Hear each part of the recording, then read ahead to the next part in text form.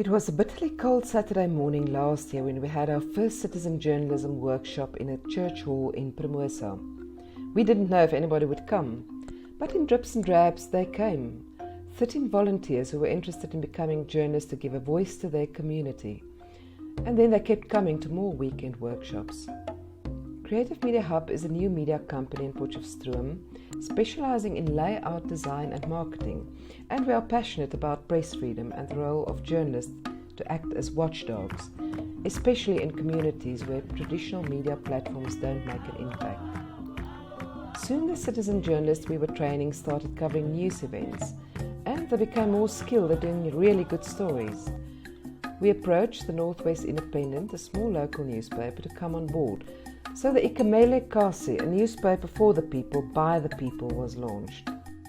With the citizen journalist workshops, we aim to give ordinary people the necessary skills and tools to report on what is happening in their communities. We also focus on photography workshops and how social media can be utilized in journalism.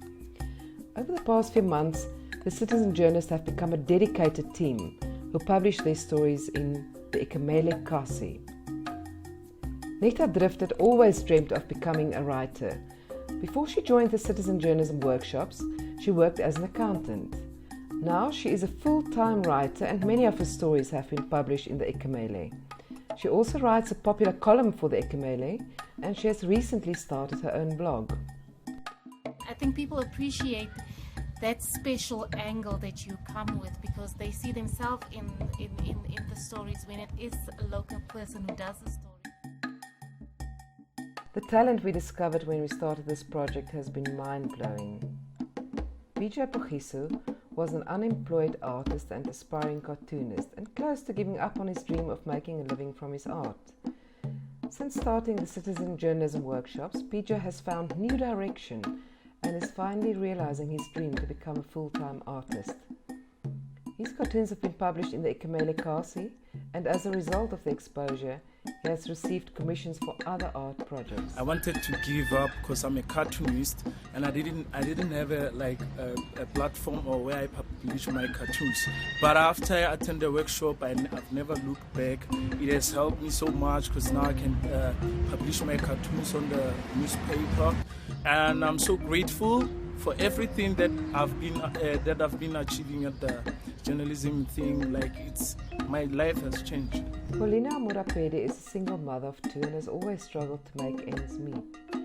She lost her job when the fast food outlet where she worked suddenly closed last year.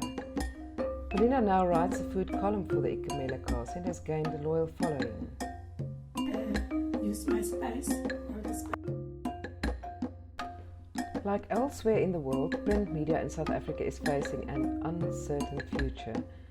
But we dare not let that silence the voices of the people. Our democracy depends on people who are informed. But there's a big gap to fill in terms of local news and information. The big challenge for us now is to get a permanent infrastructure in place so we can make full use of all the possibilities digital media offers. Karen Peterson has had a lot of success with running a consumer complaints service via social media for the Potchefstroom community. She has come on board to help establish a profitable online news platform for the citizen journalist.